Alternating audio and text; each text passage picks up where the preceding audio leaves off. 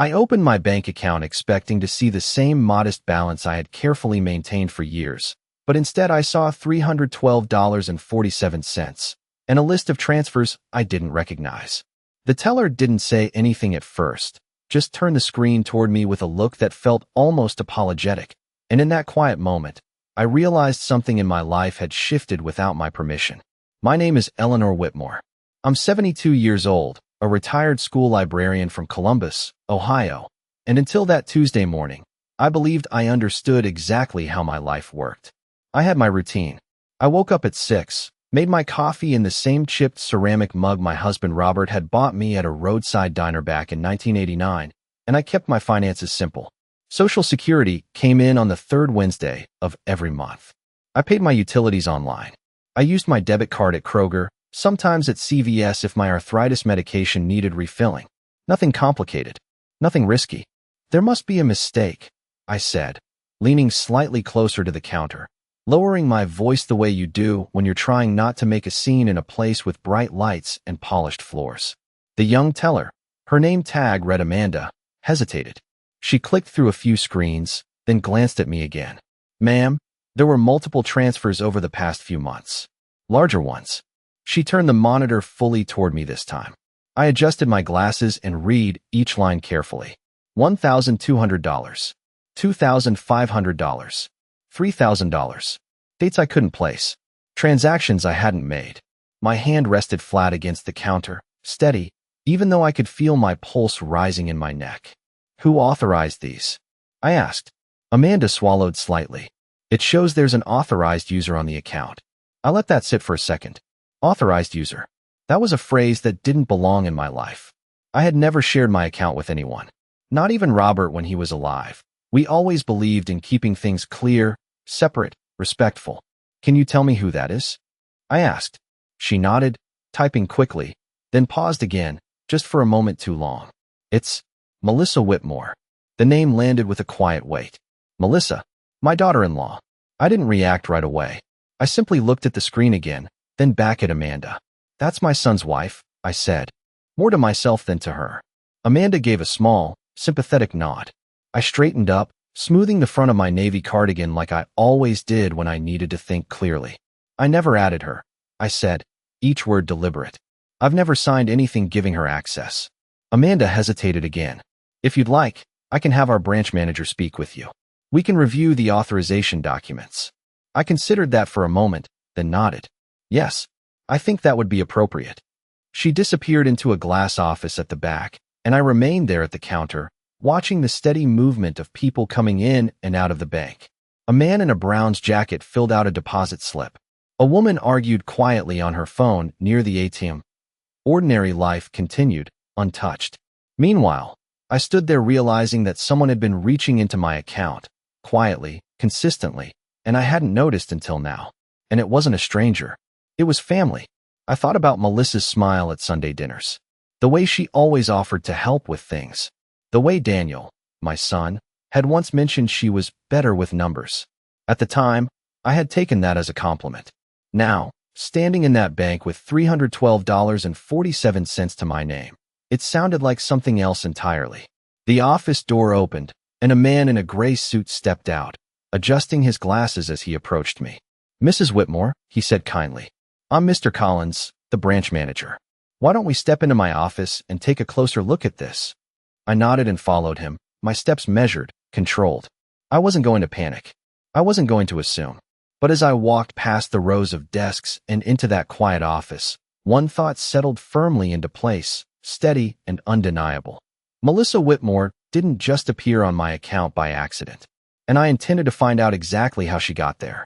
I sat across from Mr. Collins in his glass-walled office, the faint hum of fluorescent lights filling the silence between us as he opened a folder on his computer. He turned the monitor slightly in my direction, careful, deliberate, as if he understood that whatever I was about to see would matter. Mrs. Whitmore, he said gently, this is the authorization form that added Melissa Whitmore to your account. I leaned forward, adjusting my glasses again, and there it was, my name, my address, my account number, all correct. And beneath it, a signature that looked like mine at first glance, but the longer I studied it, the more something felt off. The loop on the W in Whitmore was tighter than I usually wrote it. The tail on the E in Eleanor was clipped short. Small things, the kind most people would overlook. I did not. That is not how I sign my name, I said quietly. Mr. Collins nodded, not surprised. I understand. We do see situations like this occasionally. Do you recall ever signing documents at home? Perhaps something brought by a family member? I thought about that. Really thought. Papers on the kitchen table. A pen placed beside them. Melissa standing nearby with that calm, reassuring tone she used so well. It is just a form for insurance, Eleanor. It will make things easier for Daniel. I felt my fingers tighten slightly in my lap. There were documents, I admitted. A few months ago, she said they were related to my health coverage. I did not read every line. Mr. Collins exhaled slowly. That could have been the authorization form. If it was signed, even under different pretenses, it would still be considered valid unless we can prove otherwise. I sat back in the chair, absorbing that. Valid. That word settled heavily, because it meant this had not been a random breach or some outside fraud. This had been done carefully, step by step, with access I had unknowingly given. How much has been taken? I asked. Mr. Collins clicked a few more times, then turned the screen fully toward me again. A spreadsheet filled with dates and amounts. Over the past 6 months, approximately $38,000 has been transferred out. $38,000. I did not react outwardly. I simply nodded once, as if we were discussing the weather. Inside, something shifted into place. Not panic. Not even anger. Clarity. Can those transfers be traced? I asked. Yes, he said. They were moved into another account. We can provide the routing information if you decide to pursue this formally. Pursue this formally. I repeated the phrase silently, weighing it. I would like copies of everything, I said. Every statement, every transfer record, and this authorization form. Of course. He printed the documents, the machine whirring steadily as page after page came out. I watched each sheet land in the tray, each one a piece of something I had not seen coming. When he handed me the stack, I held it carefully, aligning the edges before placing it into my leather folder. Mrs. Whitmore, he added, his voice lower now. You may want to consider freezing the account or removing the authorized user immediately. I met his eyes. Not yet, I said. He paused, surprised. Are you certain? Yes, I replied, calm and steady. I would prefer to understand everything before I make any changes. He studied me for a moment, then nodded. Very well, but please do not wait too long. I stood, thanked him, and walked out of the office, the folder tucked securely under my arm. Outside, the late morning sun had warmed the pavement, and I could see my Buick parked in the same spot where I had left it, as if nothing had changed. I got in, placed the folder on the passenger seat, and sat there for a moment before starting the engine. $38,000. Documents signed under false pretenses. Transfers made quietly, repeatedly, and Melissa at the center of it. But one detail stayed with me more than anything else. The destination account listed on those transfers. It was not Daniel's. I turned the key in the ignition, my reflection faint in the windshield, and spoke softly to myself. Then whose account has my money been going into all this time? I drove straight home instead of taking my usual detour through the park, the folder of documents resting on the passenger seat like something that needed to stay within my sight at all times. And when I pulled into my driveway, I noticed something small that I would have ignored any other day. A white envelope sticking out of my mailbox with a forwarding label printed neatly across the top. I stepped out of the car, gravel crunching under my shoes, and pulled it free, turning it over in my hands as I walked up to the front porch where the wind chimes Robert had hung years ago gave a soft, familiar sound that did not match the tightness in my chest. Inside, I set my keys down beside the ceramic bowl by the door, placed the envelope on the kitchen table, and sat down slowly, taking a moment before opening it, because something about the label already told me this was not routine. The address line read my name, Eleanor Whitmore, but underneath it, in smaller print, it said forwarded mail, new address on file, followed by an address I recognized immediately as Daniel and Melissa's home in Westerville. I stared at it for a long second, then let out a quiet breath and said aloud, "So that is where my mail has been going," as if hearing it would make it settle into something more manageable. I opened the envelope and found a bank statement dated 2 months earlier, one I had never seen, showing withdrawals that matched the ones Mr. Collins had printed for me. Only here they were laid out in a neat monthly summary, each transfer categorized, each amount deliberate. I reached for the drawer beside the refrigerator and pulled out a small stack of older mail, flipping through envelopes from utility companies and grocery coupons until I realized what was missing. There were no bank statements at all from the past several months. Not one. That was not something I had questioned before, because Melissa had suggested switching me to paperless to simplify things, and I had agreed, trusting that everything was being handled properly. I leaned back in my chair, the wooden legs creaking slightly, and allowed the memory to surface more clearly now. It had been a Saturday afternoon, sunlight coming through the kitchen window, Melissa standing across from me with a tablet in her hands. "This will make everything easier, Eleanor," she had said with that calm, efficient tone, tapping the screen as she spoke. "No more piles of paper, and Daniel can help keep an eye on things if anything looks off." At the time, I had smiled, grateful for what felt like care, like involvement. Now, sitting at that same table, I saw it differently. Not as help, but as control. My phone buzzed lightly against the counter, pulling me out of the thought, and I glanced down to see Daniel's name on the screen. I let it ring once more before answering. "Hi, Mom," he said, his voice casual, the faint sound of traffic in the background. "Everything okay?" I considered that question carefully, letting a small pause stretch between us. "I went to the bank this morning," I said evenly. There was a brief silence on his end. Then, "Oh, is something wrong?" I could hear the shift in his tone, subtle but there. "There are transactions I did not authorize," I replied. Another pause, longer this time. "Melissa has been helping with the accounts," he said finally, as if offering an explanation that should settle the matter. I looked down at the statement in front of me, at the address printed on the forwarding label, at the numbers that no longer belonged to me. "Daniel," I said, my voice calm but firm, "did you know my bank statements have been redirected to your house?" He did not answer right away. I could hear him exhale, then a slight rustling, like he had stepped away from wherever he was. I thought that was just part of going paperless," he said. I nodded slowly, even though he could not see me. "No," I said. "That was not something I approved." The line went quiet again, and in that silence, I realized something important. Daniel did not sound confident, and that uncertainty told me more than any explanation could have. "I will come by this Sunday," I added, my tone shifting just enough to make it clear this was not a casual visit. "We need to sit down and go over everything together." "Sure," he said quickly, almost too quickly. "Yeah, that is fine."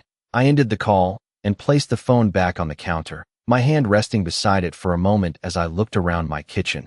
The same table, the same curtains, the same quiet house I had lived in for over 30 years. Everything appeared unchanged, but the structure underneath it had been quietly altered. I gathered the documents into a neat stack, aligning each page with care, and slid them back into the folder. Then I reached for a pen and wrote down the address listed on the transfers, copying it exactly as it appeared, because there was one detail I had not shared with Daniel. Not yet. The account receiving my money was not in his name. And if it was not his, and it was not mine, then there was only one person left who could explain it, and I intended to look her in the eye when she did. Sunday arrived with a kind of stillness that made every small sound feel sharper, from the ticking clock in my hallway to the soft hum of my refrigerator as I buttoned my coat and picked up the leather folder from the kitchen table, making sure the documents inside were aligned exactly as I had left them.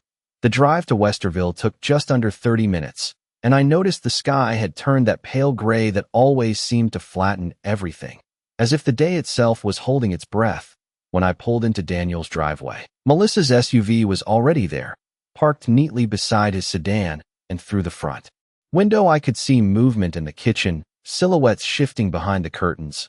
I did not rush. I never have. I simply stepped out, walked up the driveway, and rang the doorbell once. Melissa opened the door with that same composed smile she always wore, her blonde hair pulled back, a light sweater draped neatly over her shoulders. "Eleanor, you made it," she said warmly, stepping aside. "We were just finishing up lunch."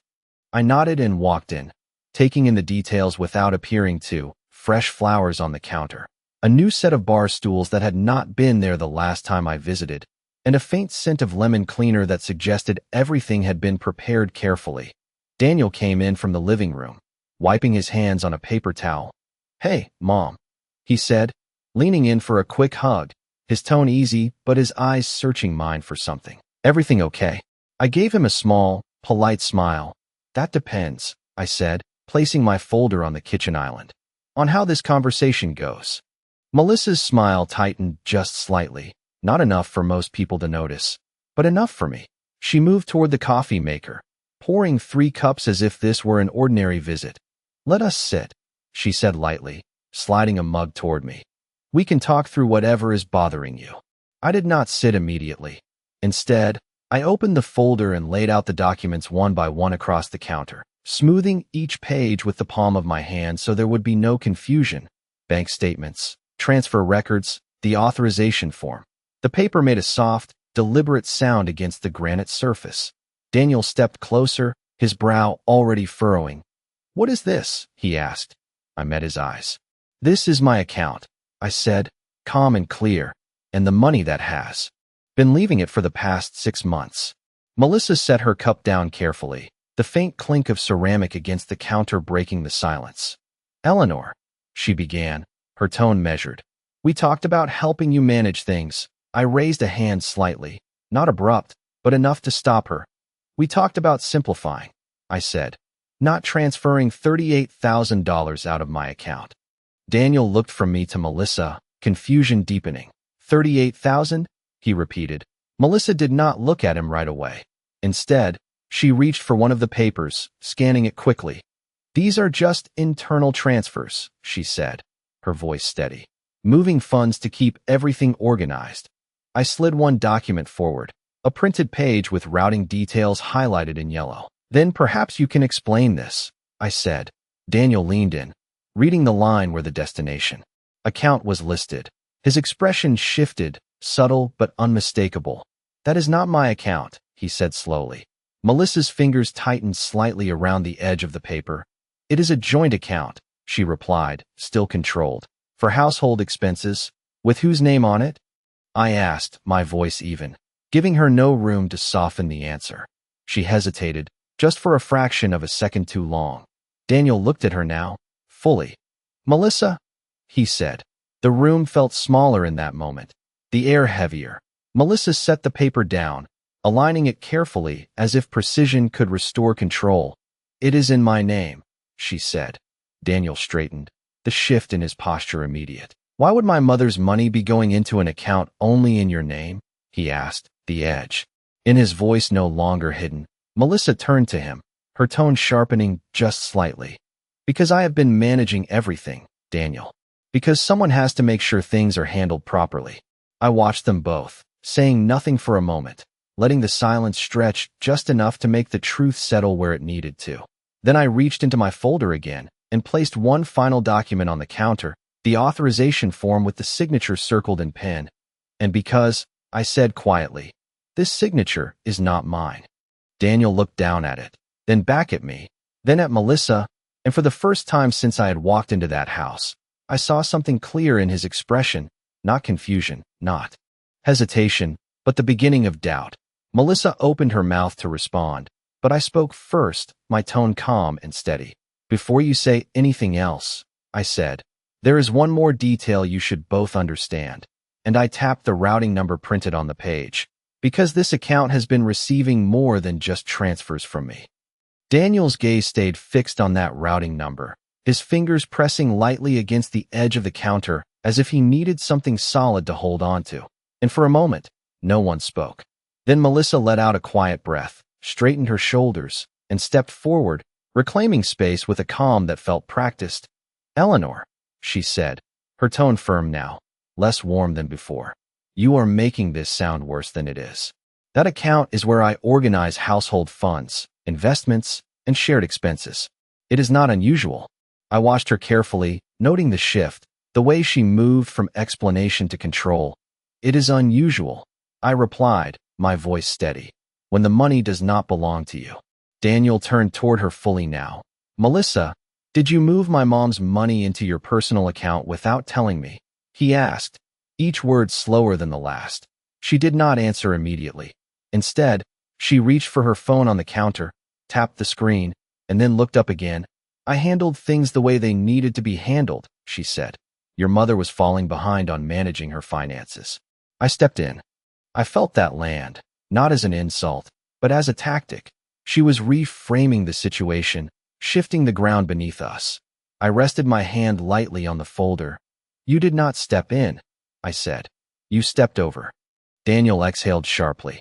Melissa, this is not okay, he said. You cannot just move money like that. That is her account. Melissa's expression hardened slightly. And what would you have done, Daniel? She asked, her voice rising just enough to carry weight. Ignored the fact that bills were stacking up? That she needed help? I made decisions to protect this family. I let that statement settle for a second, then slid another paper forward, one I had kept aside until now. It was a printed transaction log from 2 weeks earlier, one I had not mentioned yet. This transfer, I said, tapping the date with my finger, was made 3 days after I paid all my bills for the month. There was nothing to protect. There was only money to take. Daniel leaned closer, reading it carefully. $3,000, he murmured. Melissa, she shook her head quickly. That was part of a larger allocation, she said. But there was a slight crack in her composure now, small but visible. I noticed it and understood something important in that moment. She was not expecting resistance backed with details. She was expecting confusion, maybe even gratitude. Instead, she had numbers, dates, and a witness standing beside her. The balance had shifted, but only slightly, and she knew it. She straightened again, this time more rigid. Fine, she said, her tone cooling further. If you want to make this an issue, then let us be clear about something. Daniel looked at her, confused. What do you mean? She turned to him, not to me. Your mother signed those documents. Legally, I was given access. Everything I did falls within that authorization. Then she looked back at me, her eyes steady, controlled. If you choose to escalate this, Eleanor, it will not be as simple as you think. These things can get complicated. Lawyers, paperwork, time. There it was, not loud, not aggressive, but unmistakable. A warning. I felt the weight of it, the attempt to raise the stakes, to introduce consequences that might make me hesitate. I did not look away. I am not concerned about complicated, I said quietly. I am concerned about accurate. Daniel ran a hand through his hair, pacing once behind the island before stopping. Melissa, you should not have done this without telling me, he said, his voice tighter now. This is serious. She crossed her arms, holding her ground.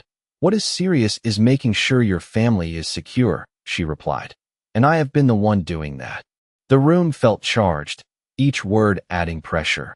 But I remained still, watching, listening, measuring. Because beneath everything she was saying, there was something she had not addressed, something she could not easily explain away. I reached into my folder once more and pulled out a single sheet I had printed separately that morning, placing it down with quiet precision. Then perhaps, I said, my tone unchanged. You can also explain why this same account has been receiving deposits from a second source that has nothing to do with our family. Daniel's head snapped back toward the paper. What second source? He asked. Melissa did not answer this time, and in that silence, I saw the first real fracture appear. Not in the numbers, not in the documents, but in her control. I folded my hands lightly in front of me and looked directly at her. Because whoever else is sending money into that account, I said, is about to become part of this conversation. The silence that followed my last sentence did not feel empty. It felt full, heavy with something neither of them was ready to name. And I let it stay that way for a few seconds longer than was comfortable before I reached back into my folder and pulled out a second sheet. This one printed from a different screen entirely. This, I said, placing it beside the others, is a deposit record tied to that same account. And I tapped the line where the sender was listed, a business name neither of them could mistake for family. Daniel leaned in first, reading it out loud under his breath. Midwest Property Solutions. What is that? He asked, looking up. Melissa did not move immediately, but I saw the shift in her eyes, the quick calculation, the awareness that this was no longer something she could frame as household management. It is nothing relevant, she said, her voice controlled, but lower now. I tilted my head slightly. It is relevant when it appears 3 times in the past 4 months, I replied, sliding 2 more printed entries into view, each one marked with deposits ranging from $5,000 to $8,000. Daniel straightened, his expression tightening. Melissa, why is a company sending money into your account? He asked. She exhaled, then crossed her arms again, holding her ground. It is consulting work, she said. I have projects you do not need to be involved in. Daniel frowned. Consulting? Since when? She did not answer that directly. Instead, she turned slightly toward me. You went digging, she said, her tone no longer soft. I met her gaze evenly. I went looking for what belongs to me, I said. There was a difference, and she heard it. The room had shifted again, not dramatically, but enough that the balance was no longer entirely in her favor. She had been prepared to defend one narrative, not 2, and certainly not with documents laid out in front of her. Daniel looked between us, the tension in his posture more pronounced now. I did not even know about this account, he said, his voice edged with something sharper than before. Not the transfers, not the deposits, none of it. Melissa's jaw tightened slightly. Because I handle things so you do not have to, she replied. That has always been the arrangement. That is not an arrangement, Daniel said, shaking his head. That is you making decisions without telling anyone. I let them speak, because this part mattered, not just for what was being said, but for what was being revealed. The distance between them was no longer subtle. It was visible, measurable, and in that distance, I saw something else begin to form, space for truth to come through. I reached for my coffee, now lukewarm, and took a small sip before setting it down again. There is one more thing, I said, and both of them turned toward me. I opened the folder once more and removed a small, rectangular card, placing it on the counter between us. It was a receipt from a branch visit, printed earlier that week, showing a request for transaction tracing and account linkage verification. Melissa's eyes flicked to it, then back to me. What is that? She asked. That, I said calmly, is confirmation that the bank is already reviewing the flow of funds connected to that account. Daniel blinked. You reported this? He asked. I requested documentation, I corrected, and I asked them to verify every account connected to those transfers, including the one in Melissa's name. Melissa let out a short breath, something close to a quiet laugh, but without humor. You are overreacting, she said. This will go nowhere. I did not respond immediately. Instead, I slid one final detail into place. The bank also asked me a question this morning, I said, my tone steady, measured. They wanted to know if I had ever authorized a secondary user to initiate transfers on my behalf through online access. Daniel looked at me, confused. What does that mean? I held his gaze. It means, I said, that someone has been logging into my account, not just moving money after the fact, but actively controlling it. Melissa's expression did not break, but it did change, just slightly, enough for me to see that this was not part of the story she had prepared. And in that moment, I understood something clearly. I was no longer catching up to what had been done, I was stepping ahead of it. I closed the folder slowly, aligning the edges with care, then looked directly at her. So the next question is not just where the money went, I said, my voice calm, precise, but who has been accessing my account as if they were me. Melissa did not answer right away, and that silence carried more weight than anything she had said so far. Daniel looked at her, then back at me, his voice lower now, more careful. Mom, what exactly are you saying? I held his gaze for a moment before reaching into my coat pocket and pulling out my phone, unlocking it with a steady hand. I am saying, I replied, that I asked the bank to pull access logs tied to my online account, and I placed the phone on the counter, turning the screen toward them. A simple list appeared, timestamps, device types, login locations. Not something most people would recognize immediately, but I had spent enough years cataloging information to know how to read patterns. These are the last 6 login sessions, I said, tapping the screen lightly. 2 from my home computer, which I recognize. The others are from a device registered under a different IP address. Daniel leaned closer, squinting slightly. What does that mean? He asked. It means someone else has been logging in, I answered. Melissa shifted her weight, her arms uncrossing now as she stepped forward. Eleanor, This is getting technical, she said, her tone measured but tighter than before. Online banking systems can show multiple locations depending on. I interrupted her, not by raising my voice, but by sliding my finger across the screen to enlarge one specific entry. This one, I said calmly, is from your home network. That landed. Daniel straightened, looking from the phone to Melissa. Is that true? He asked. Melissa hesitated, then exhaled. I have accessed the account, she admitted, her voice controlled, to monitor things, to make sure nothing was missed. I nodded once, acknowledging the partial truth. Monitoring does not require transferring funds into a separate account, I said. Daniel ran a hand over his face, pacing once again before stopping near the window. Why would you not tell me any of this? He asked her. Melissa's expression hardened, not defensive now, but deliberate. Because you would not have understood the decisions that needed to be made, she replied. You avoid these things, Daniel. You always have. That struck something in him. I could see it, the tension in his shoulders tightening. That is not the point, he said. This is my mother's money.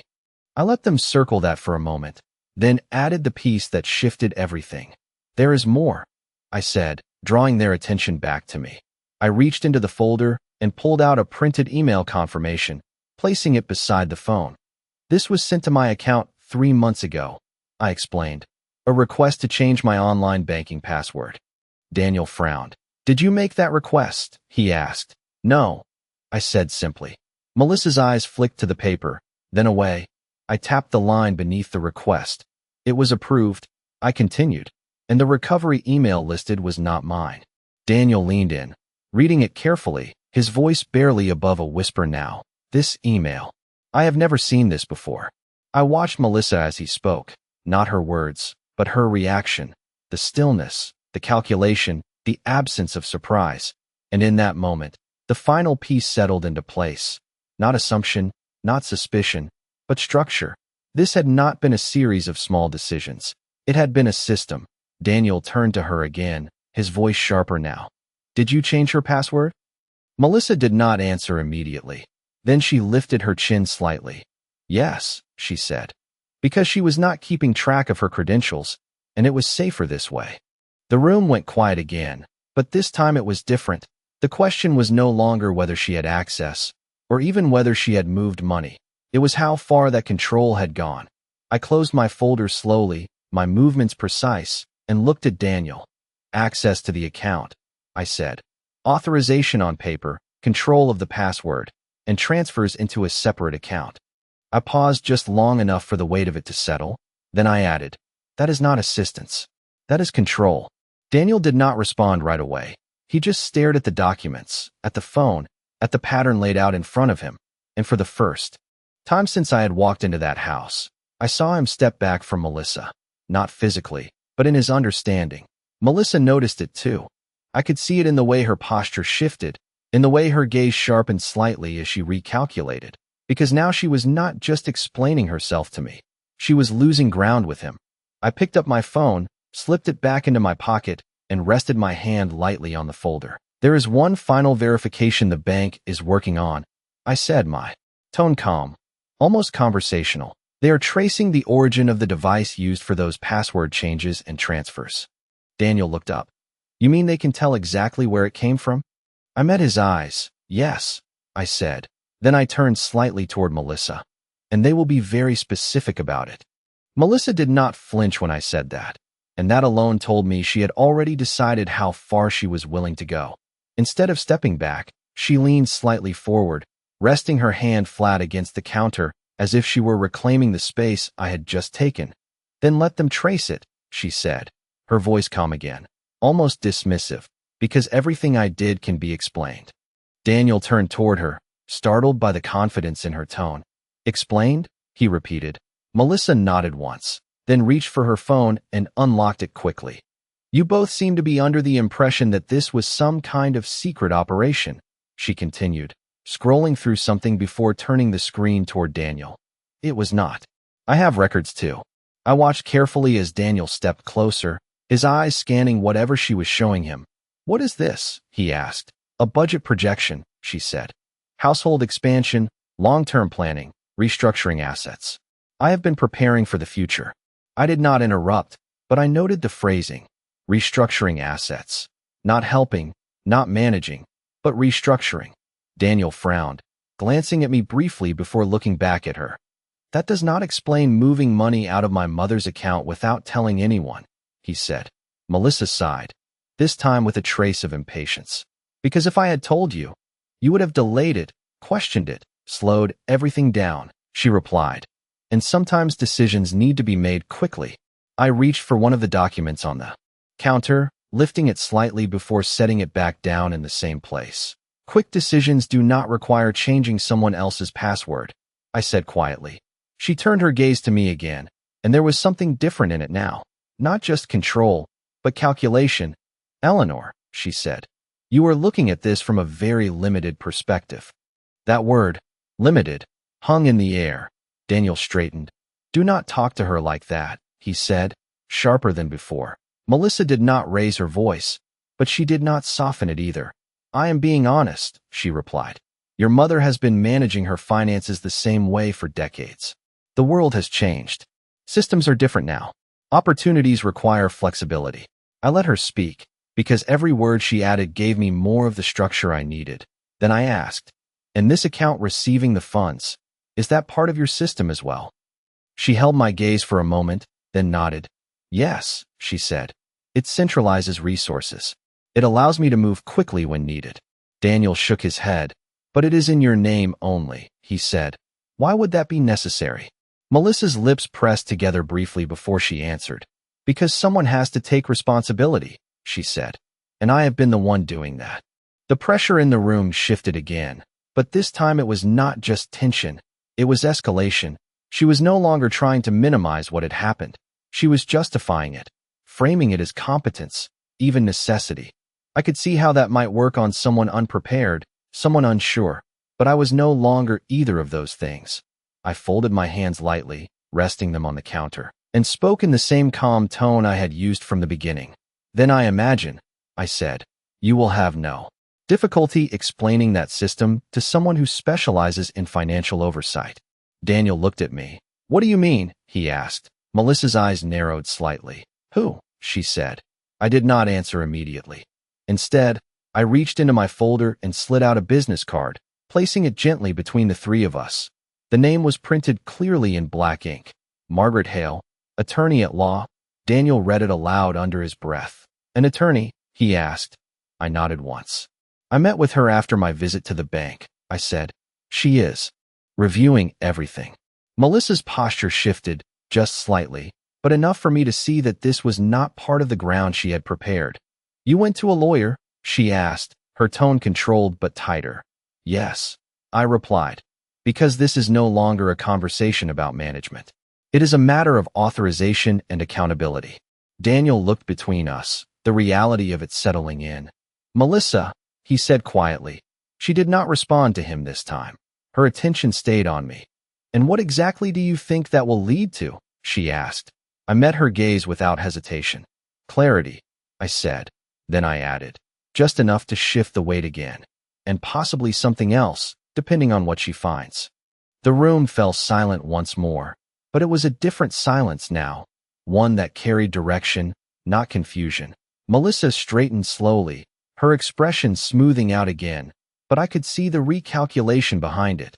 She had pushed forward, expanded her position, but now there was something she could not immediately control, and as I gathered my papers back into the folder, aligning each edge with quiet precision, I knew there was still one detail I had not shared with either of them, one piece that would not just explain what had happened, but why it had been done this way in the first place. I did not rush to respond after placing Margaret Hale's card on the counter. Instead, I gathered my documents slowly, sliding each page back into the folder with the same care I had used all morning. Because control is not always about speaking first, sometimes it is about deciding when not to. Melissa watched me closely now, her earlier confidence still present, but no longer unchallenged. Daniel remained where he was, one hand resting on the edge of the island, his attention shifting between us like he was trying to keep pace with something that had already moved ahead of him. So what happens next? He asked finally, his voice quieter than before. I closed the folder and rested my hand on top of it. Next, I said, we let things proceed exactly as they have been. That caught both of them off guard. Melissa's brow tightened slightly. What does that mean? She asked. I met her gaze evenly. It means I am not freezing the account, I replied. I am not removing access. Not yet. Daniel frowned. Mom, why would you not stop it if you know what is happening? I turned to him, my tone steady but firm. Because sometimes it is more important to understand the full pattern than to interrupt it halfway through, I said. Melissa let out a small breath, something between relief and disbelief. So you are just going to let this continue? She asked. I nodded once. For now, I said. There was a shift in the room at that moment, subtle but real. Melissa straightened slightly, reclaiming some of the ground she had lost, her voice regaining a trace of that earlier certainty. Then perhaps we can approach this more reasonably, she said. There is no need to escalate things unnecessarily. I did not respond to that directly. Instead, I reached into my coat pocket again and pulled out a small notepad, the kind I had carried for years during my time at the library. I flipped it open and showed them a page filled with neatly written entries, dates, amounts, times. I started documenting everything this morning, I said. Every transaction, every detail I can verify. Daniel leaned in slightly. You wrote all that down already? He asked. Yes, I replied, and I will continue to do so. Melissa glanced at the page, then back at me. You are keeping records, she said. It was not a question. I am keeping track. I corrected gently. Then I added, because patterns matter. I slipped the notepad back into my pocket, then picked up my folder. There is one more thing I would like to clarify before I leave, I said. Daniel looked at me. What is that? I held his gaze for a moment. Over the next few weeks, I said, there will be additional funds coming into my account. Melissa's attention sharpened immediately. I could see it in the way her posture shifted forward, just slightly. What kind of funds? She asked too quickly. I allowed a small pause before answering. A property matter, I said. Something that has been pending for some time. Daniel looked surprised. You never mentioned anything about that, he said. It was not finalized, I replied. Melissa's eyes did not leave mine. How much are we talking about? She asked. I gave a small, measured shrug. Enough to require careful handling, I said. That was all I offered. The question lingered in the air, unanswered in specifics but heavy in implication. Melissa leaned back slightly, her expression thoughtful now, recalculating again, but this time with a different kind of interest. Daniel looked between us, sensing the shift but not fully understanding it. Mom, if something is coming in, we should make sure it is protected, he said. I nodded once. I agree, I said. Then I added, which is why I intend to observe very closely how things are handled from this point forward. Melissa gave a small, controlled smile. Of course, she said. That is exactly what we should do. I returned the smile, just enough to acknowledge her words without agreeing to them. Then I picked up my folder and turned toward the door. I will be in touch, I said calmly. Daniel followed me a few steps. Mom, just be careful, okay? He said. I paused, placing my hand on the door handle, and looked back at him. I always am, I replied. Then I stepped outside into the cool afternoon air, closing the door behind me with a quiet, deliberate motion. As I walked down the driveway, I did not look back, but I could feel it. The shift had already begun, not in what had happened, but in what would happen next, because now Melissa believed she had more time, more opportunity, more control, and that was exactly what I needed. I reached my car, placed the folder on the passenger seat, and allowed myself one final thought before starting the engine. Let us see, I said softly, what she does when she thinks no one is stopping her. I did not go home right away after leaving Daniel's house. Instead, I drove straight back toward downtown Columbus, the late afternoon traffic moving steadily around me, as I kept one hand on the wheel and the other resting lightly on the folder beside me, because the next step was not about reacting. It was about timing. When I pulled into the parking garage near Margaret Hale's office, I checked the time on the dashboard, 3:42 p.m., and allowed myself a small, measured breath before stepping out. Inside, the office felt quiet, professional, the kind of place where details mattered. Margaret looked up as I entered, removing her glasses and setting them neatly on her desk. "Mrs. Whitmore," she said, gesturing toward the chair across from her. "I was expecting you later this week." I sat down, placing the folder in front of me. "Things have moved forward," I replied. She nodded, already reaching for a pen. "Tell me."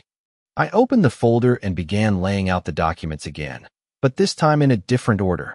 Authorization form first, then transfer logs, then the deposit records tied to Melissa's account.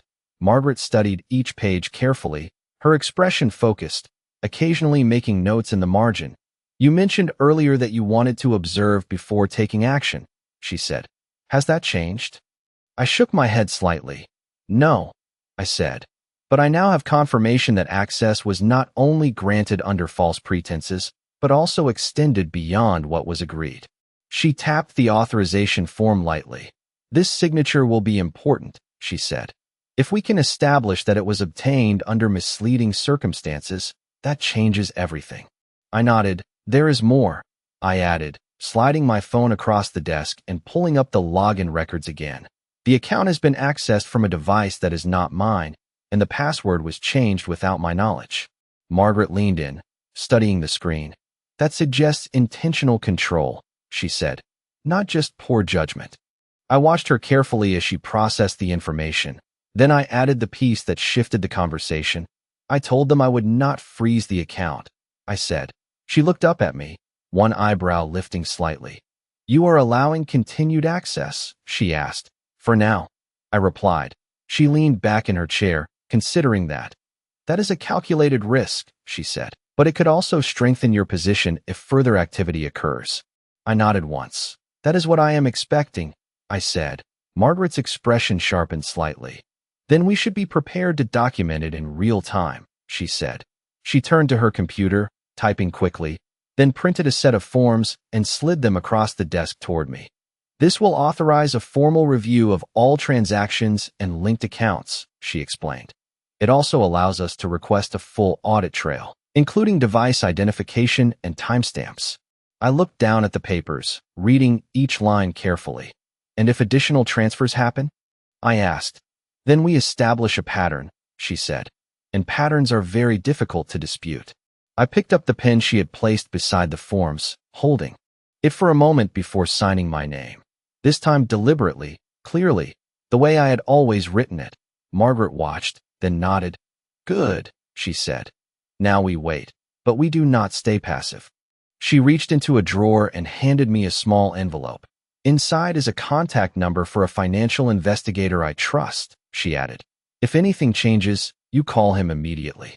I took the envelope, placing it carefully into my folder. "Thank you," I said. As I stood to leave, Margaret added one more thing. "Mrs. Whitmore," she said, her tone more direct now. "When people believe they are not being watched, they tend to move faster." I paused at the door, considering that. "That is exactly what I am counting on," I replied. Outside, the evening air had cooled, the city lights beginning to flicker on as I made my way back to the garage. When I reached my car, I sat for a moment before starting the engine, my eyes resting briefly on the folder beside me. Everything was in place now. The documentation, the legal framework, the observation. All that remained was to see how Melissa would respond when she believed the path was still open. I started the car and pulled out into traffic, my thoughts steady, focused. Because if she made another move, if she reached for that account again, it would not just confirm what I already knew. It would give me exactly what I needed. And as I merged onto the road, one question settled clearly in my mind, sharper than any before it. How far would she go when she thought she still had control? 3 days passed before anything changed, and when it did, it happened exactly the way Margaret said it would, quietly, quickly, and with the kind of precision that only comes from someone who believes they are not being watched. I was standing in my kitchen early Thursday morning, pouring coffee into my mug, when my phone buzzed against the counter. I glanced down and saw a notification from the bank's mobile app, something I had only recently reactivated with Margaret's help. Transfer completed, $6,800, it read. I did not react immediately. I set the coffee pot down, wiped my hands on a towel, and opened the app slowly, deliberately. There it was, time-stamped at 7:12 a.m. A transfer from my account to the same destination account we had already identified. I checked the details, then tapped into the transaction history. This one was different. It included a note field, something the previous transfers had not shown. I read it once, then again. Property allocation, Phase 2. I let out a quiet breath, not of surprise, but of confirmation. She had taken the bait. I reached for the folder I now kept on the corner of my kitchen table, pulled out the envelope Margaret had given me, and dialed the number inside. The man who answered introduced himself simply as Mr. Carter. His voice was calm, direct. "This is Carter," he said. "Mrs. Whitmore," I replied. "We have a new transfer this morning, $6,800, labeled as a property allocation." There was a brief pause on his end, then the sound of typing. "I see it," he said. "That is helpful." I leaned against the counter, watching the morning light stretch across the floor. "There is more," I added. "This transfer includes a note that references something I mentioned earlier this week." Another pause, shorter this time. "So the subject responded to perceived incoming funds," he said. "That suggests intent." I nodded, even though he could not see me. "Yes," I said, "it does." "Do not make any changes yet," he continued. "We are pulling the full audit trail now, including device ID and session logs tied to this transaction. I will call you back within the hour." I ended the call and set the phone down carefully. The house was quiet again, but it felt different now. Not uncertain, not waiting, but aligned. I walked over to the table, sat down, and began writing in my notepad, adding the new entry with exact detail: date, time, amount, description. Then I waited. 43 minutes later, my phone rang again. "Mrs. Whitmore," Carter said without preamble. "We have confirmation." I straightened slightly in my chair. "Go on," I said. "The transfer was initiated from a laptop connected to a residential network registered under Melissa Whitmore's name," he said. "The session included a verified login using your credentials, followed by a manual transfer request and confirmation." I closed my eyes briefly, not in disbelief, but in acknowledgement. "And the password?" I asked. "Previously changed and controlled from the same device," he replied. "We also have timestamp correlation with prior access points. This is consistent behavior, not an isolated incident." I reached for my pen again, noting each word carefully. "Can this be documented formally?" I asked. "It already has been," he said. "We have generated a full report, including IP address, device fingerprint, and login sequence. I will forward it to your attorney within the hour." I exhaled slowly, then said, "Thank you." After I ended the call, I did not move right away. I sat there, the pen still in my hand, the notepad open in front of me, and allowed the reality of it to settle, not as emotion, but as structure. The question was no longer whether Melissa had accessed my account. It was documented, verified, traceable. I stood, walked to the window, and looked out at the quiet street, the same one I had lived on for decades. Nothing outside had changed, but inside, everything had shifted. I picked up my phone again and scrolled to Daniel's name, pausing for just a second before pressing call. He answered on the second ring. "Mom," he said. "I need you to come over this afternoon," I said, my tone calm, precise. "There is something you need to see." There was a brief pause, then, "Is this about the account?" he asked. "Yes," I replied. "But this time, I have proof." He did not hesitate. "I will be there," he said. I ended the call and set the phone down, then reached for the folder, placing the notepad inside and aligning everything carefully. This was no longer about explanation or even confrontation. This was about presentation, and as I closed the folder and rested my hand on top of it, one thought settled clearly in my mind, sharper than anything before it. When Daniel sees exactly what she has done, the question will not be whether it happened. It will be what he chooses to do about it. Daniel arrived earlier than I expected, his car pulling into my driveway with a sharp stop that told me he had not taken his time getting here. When I opened the door, he did not wait for an invitation. He stepped inside immediately, his expression already tense, his eyes searching my face. "Mom, what is going on?" he asked, his voice tight. I closed the door behind him, my hand lingering on the handle for just a moment before I turned and walked toward the kitchen. "Sit down," I said, not harsh but firm. Enough that he followed without argument. The folder was already on the table, open, the documents laid out in a precise order. I did not speak right away. I simply slid the first page toward him. The audit report Margaret had forwarded less than an hour ago. Daniel leaned forward, reading, his brow tightening with each line. "What am I looking at?" he asked. "Keep reading," I said. He did. His eyes moved faster now, scanning the sections: IP address, device identification, login timestamps, transfer confirmations. Then he stopped, his finger pressing against one line as if to anchor himself. This says the device used was registered to Melissa," he said, his voice dropping. "Yes," I replied. He looked up at me, disbelief and something sharper rising behind it. "And this is verified?" "Yes." He let out a short, unsteady breath, then picked up the next page. The transaction summary from that morning. $6,800, he read. "She did it again?" "This morning," I said. That was the moment something broke in him. Not quietly, not controlled.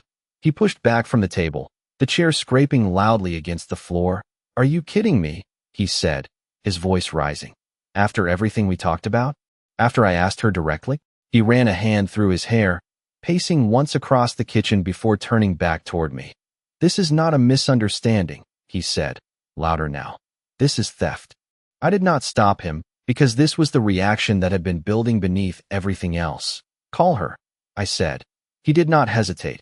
He pulled out his phone, dialed, and put it on speaker.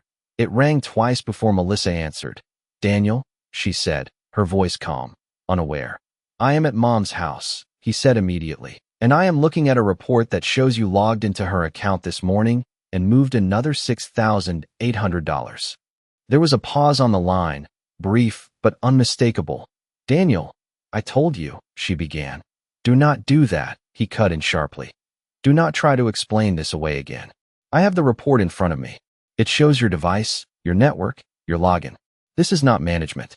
This is you taking money that does not belong to you." Her tone shifted slightly, more controlled now, more careful.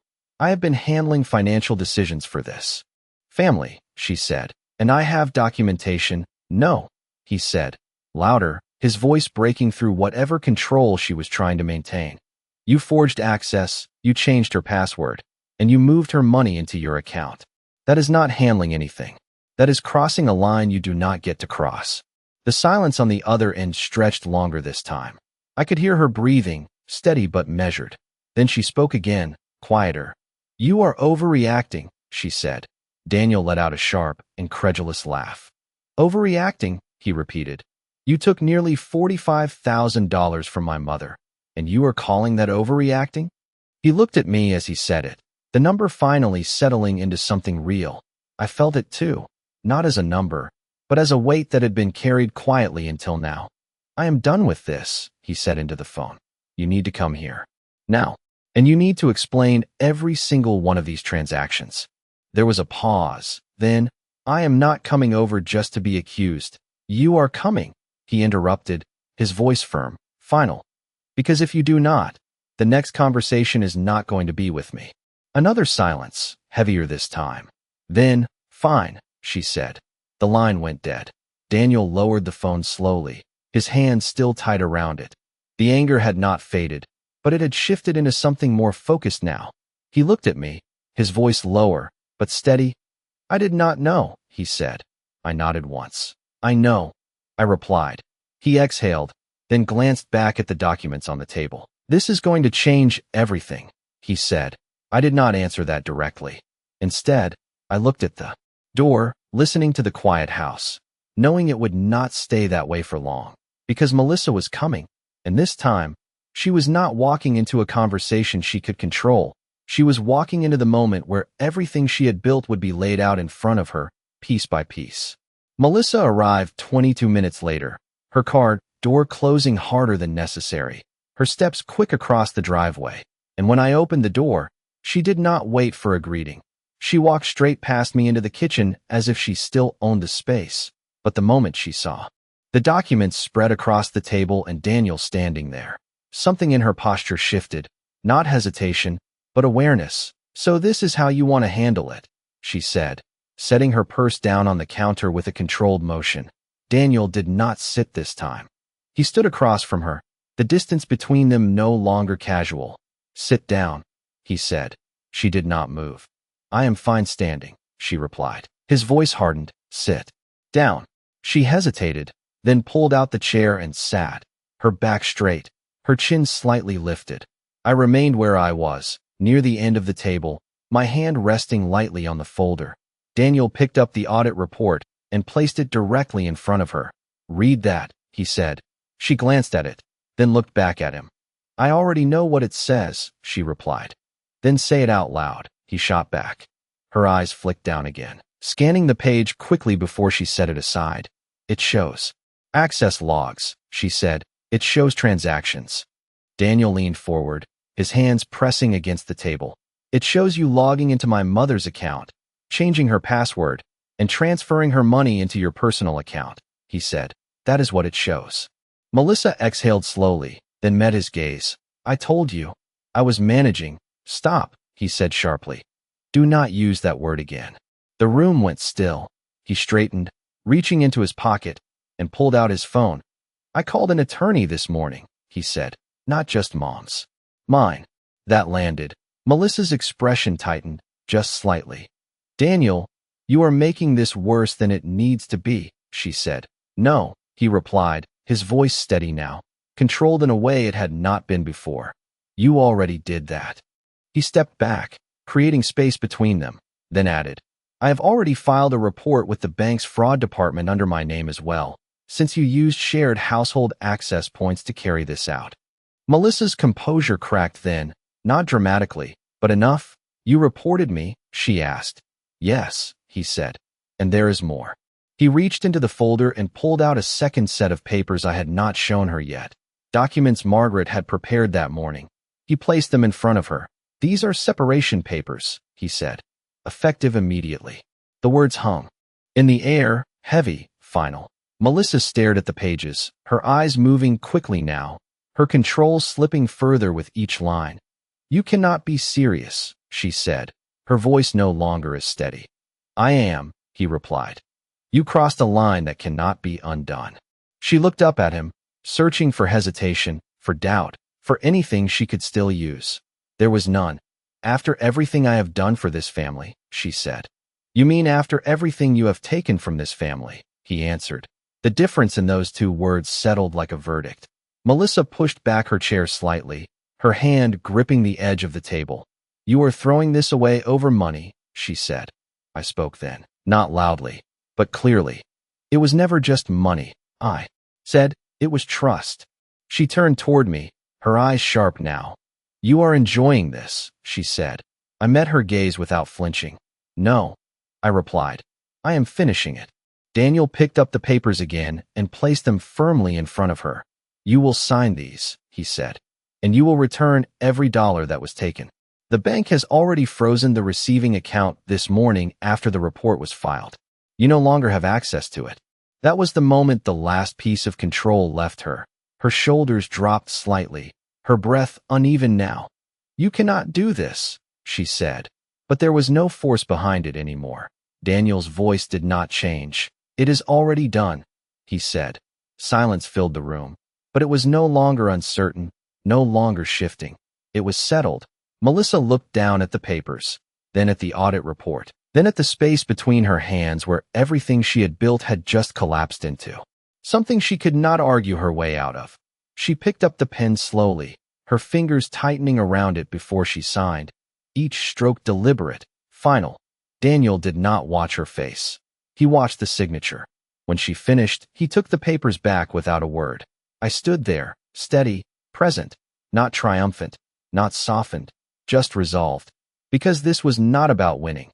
It was about restoring what had been taken, and making sure it could never be taken again. Melissa stood, her movements slower now, her earlier confidence gone, replaced by something quieter, heavier. She picked up her purse, hesitated for a fraction of a second, then walked toward the door without looking at either of us. When it closed behind her, the house felt different, not empty, but clear. Daniel exhaled, running a hand over his face before looking at me. "I am sorry," he said. I nodded once. I know, I replied, and as I gathered the documents back into my folder, aligning each page with the same care I had from the beginning, I understood something with absolute clarity. Everything she had taken was being returned, but more importantly, everything she thought she controlled was gone, and this time, it was not quiet, and it was not hidden, it was final.